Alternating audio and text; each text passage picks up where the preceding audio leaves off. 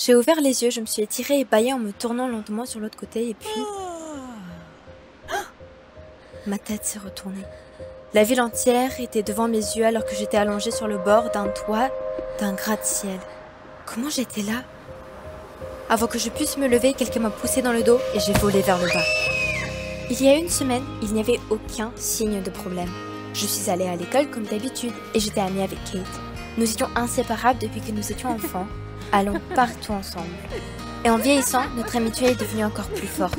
Kate ne sortait même pas avec quelqu'un car elle disait toujours que l'amitié devait passer avant tout. Nous avions aussi un ennemi commun, Ricky. Cette garce avait essayé d'être amie avec nous au collège, mais une fois elle nous a dénoncés pour avoir séché les cours. Et Kate et moi ne pouvions plus la supporter depuis. La balance. On se disputait depuis et puis Ricky et moi avons aimé le même gars. Gale était dans une classe parallèle et était parfait en tout point. Beau, intelligent, charmant. Pas étonnant que Ricky ait eu les yeux sur lui aussi. Depuis, on se bat pour attirer l'attention de Gale et Kate m'a aidée. Elle m'aidait à choisir des vêtements, à me maquiller. Je n'aurais pas pu le faire sans Kate. Et puis, finalement, Gale avait l'œil sur moi. Il m'a offert des cadeaux, m'a prêté attention et m'a même demandé de sortir avec lui. J'étais aux anges. Ce qui est plus ce que je pouvais dire pour Ricky. Mais je ne me souciais pas d'elle. Gale et moi avons commencé à nous voir tous les jours. Mais bientôt, Kate a commencé à se comporter bizarrement. Elle était toujours en train de se promener irritée et de broyer du noir. Mais je n'ai pas eu le temps de lui en parler. J'étais distraite par Gale et au déjeuner, il a dit qu'il organisait une fête cool chez lui demain soir. J'étais excitée. À la fête, Kate a repris ses esprits. Nous nous sommes amusés ensemble en dansant, en nous moquant de Ricky. Elle se présentait dans une robe de grand-mère. Mais ensuite, Gale m'a appelée et j'ai passé le reste de la soirée avec lui. J'ai reçu des regards jaloux des autres filles, surtout de Ricky. Soyez jalouse, Gale est à moi.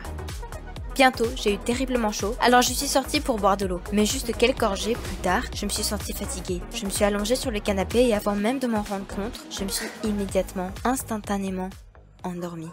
Quand j'ai ouvert les yeux, l'odeur de l'alcool m'a frappé le nez et il faisait sombre.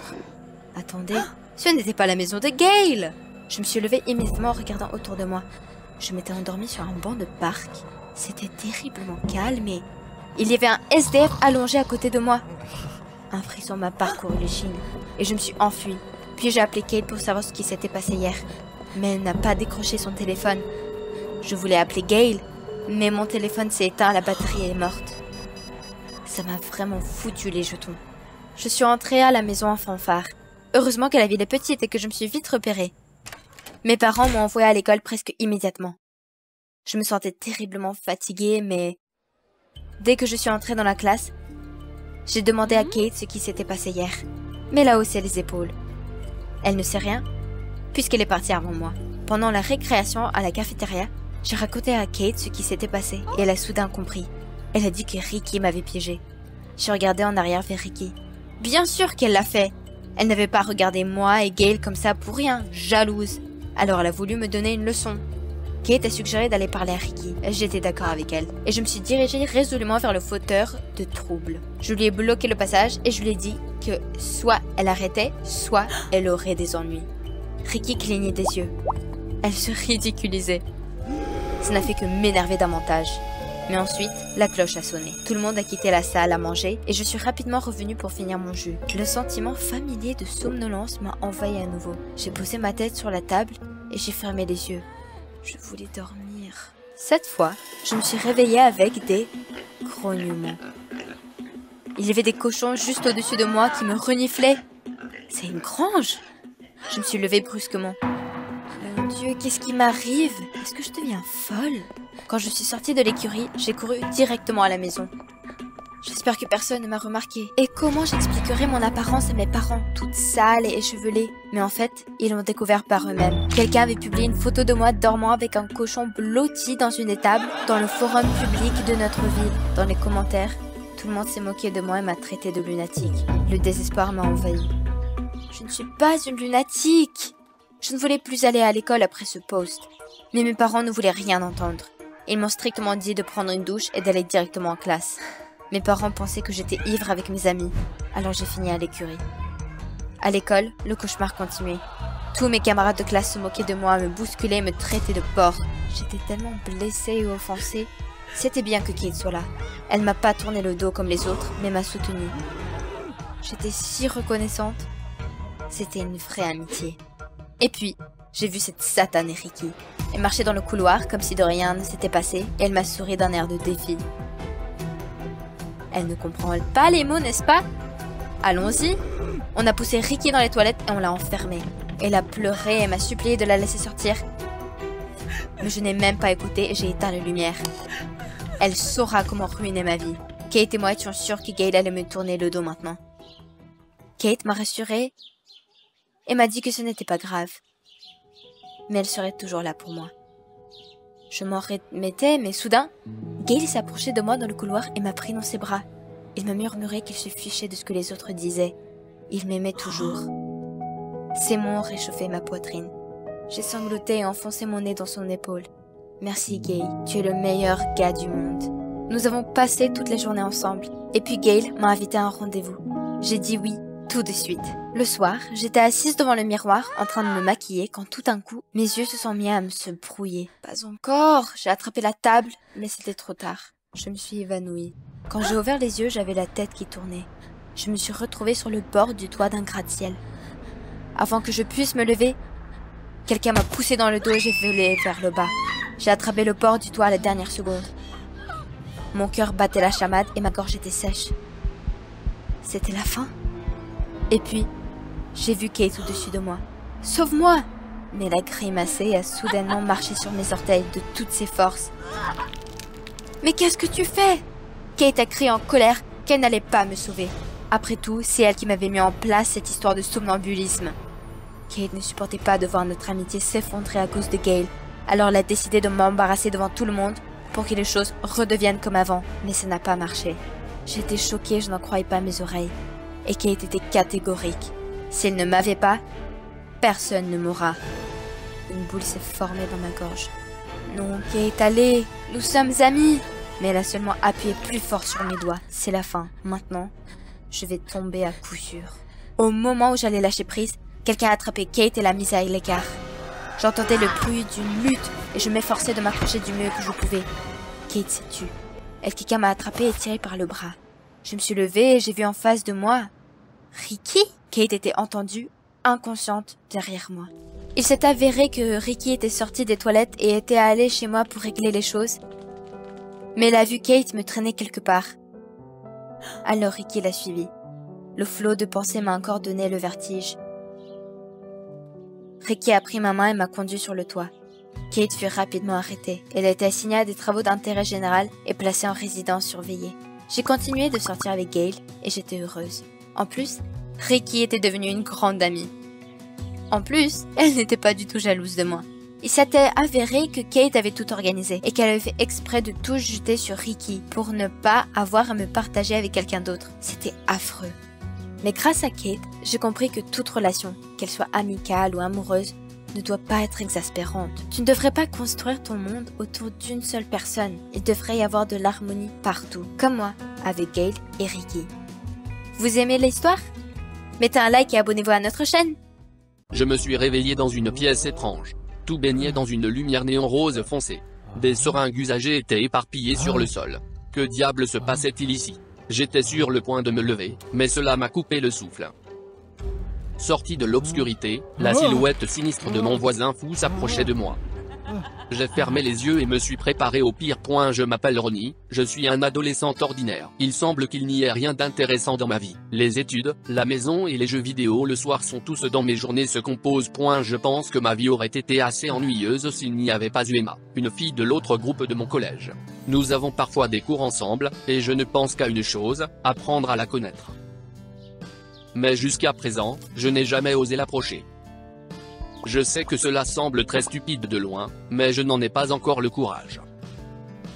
De plus, Emma apparaît assez rarement au collège, et si elle vient, elle disparaît rapidement quelque part après les cours. Un jour après l'école, je rentrais chez moi et je me sentais encore mal de ne pas avoir approché Emma. Mais près de chez moi, j'ai vu une nouvelle voisine, elle avait environ 30 ans et elle avait l'air trop bizarre. Elle portait des vêtements usés, avec d'énormes poches sous les yeux. Je me suis crispé, mais j'ai quand même décidé de lui proposer de l'aide pour les gros paquets qu'elle portait. Mais la nouvelle voisine m'a refusé, et de façon assez grossière. Une situation très étrange et gênante.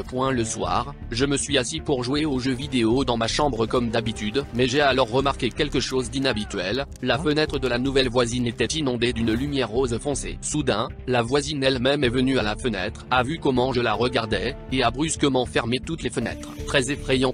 Pendant le reste de la soirée, je n'ai cessé de me demander qui était cette nouvelle voisine et ce qu'elle faisait là. Le lendemain matin, j'étais sur le point d'aller à l'université, quand soudain j'ai vu quelque chose d'étrange à nouveau. Un coursier est arrivé chez le nouveau voisin, il déchargeait plusieurs caisses d'ananas frais.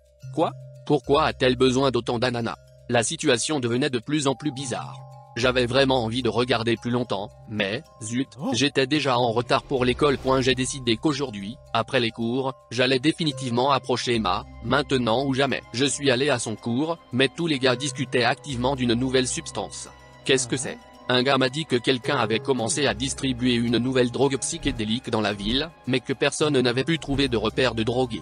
C'est une nouvelle. Mais où était Emma? Il s'est avéré qu'elle est partie juste après le cours, elle m'a encore manqué. J'ai même eu un mal de tête. Après l'université, j'ai décidé d'aller à la pharmacie pour acheter quelque chose contre un mal de tête. Mais dès que j'y suis allé, j'étais presque sans voix, j'ai revu mon étrange voisine. Elle était en train d'acheter beaucoup de seringues et beaucoup de bandages élastiques.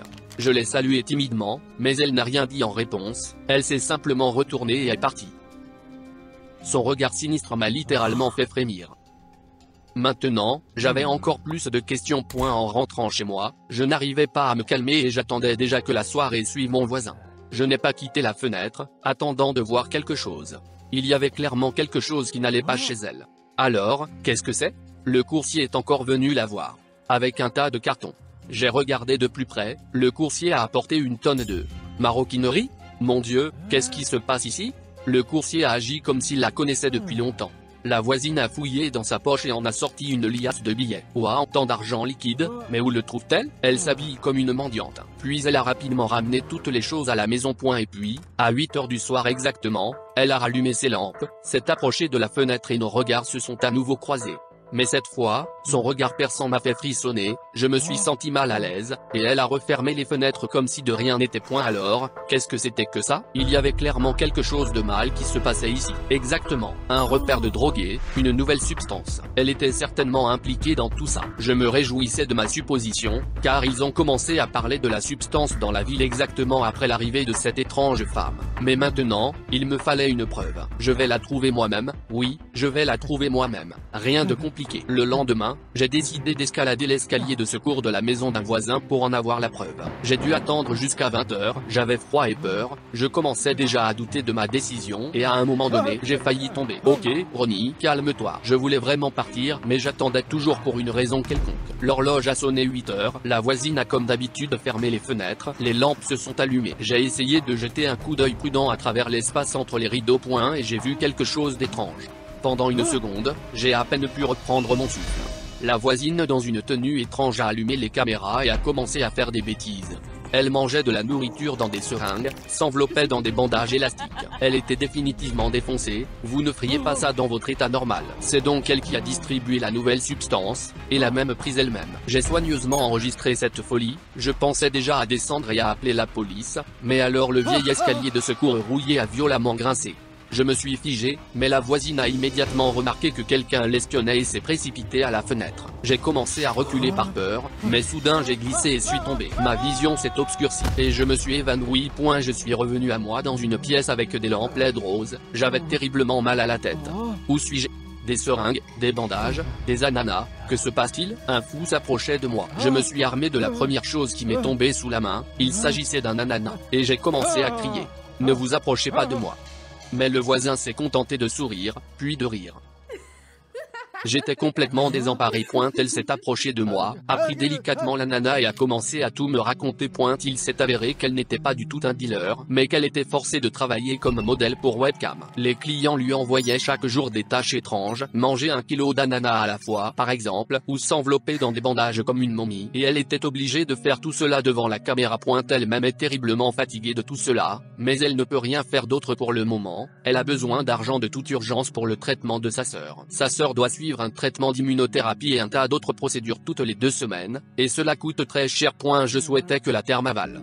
Même si la voisine faisait quelque chose d'étrange, c'était pour une bonne cause, et je voulais la livrer à la police comme un dangereux baron de la drogue. Je ne me suis jamais senti aussi mal à l'aise de ma vie. Au fait, la voilà avec cette phrase. La voisine s'est dirigée vers la table de chevet et a sorti une photo de sa sœur malade. Ma mâchoire est tombée, j'ai oublié tous les mots du monde.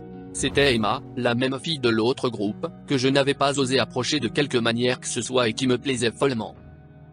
Mince, maintenant on comprenait pourquoi elle séchait le collège si souvent, elle allait juste à ce traitement coûteux. Après m'être un peu remis d'un tel choc, j'ai dit à ma voisine qu'elle n'aurait plus à satisfaire les caprices de divers pervers sur internet afin d'économiser pour se faire opérer. Mon père travaillait dans une des plus grandes cliniques de la ville.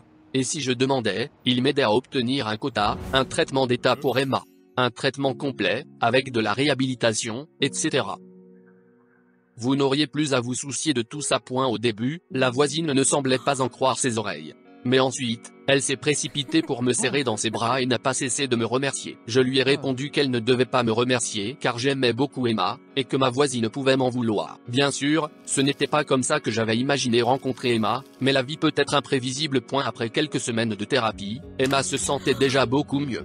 J'ai appris à la connaître lorsque je suis venu lui rendre visite avec sa sœur. Emma nous a regardés et a demandé avec surprise comment nous nous connaissions. J'ai fait un clin d'œil à sa sœur en riant. Nous avons juste travaillé ensemble sur un projet. Maintenant, je ne me sentais plus comme un adolescent ordinaire, mais comme un véritable héros. J'ai été capable d'aider celui avec qui je n'avais même pas osé parler auparavant. Même l'adolescent le plus ordinaire peut faire quelque chose d'important. J'ai rassemblé mes pensées et j'ai finalement demandé à Emma de sortir avec moi. Vous avez aimé la vidéo? Abonnez-vous et aimez-la. Soutenez la chaîne. Merci.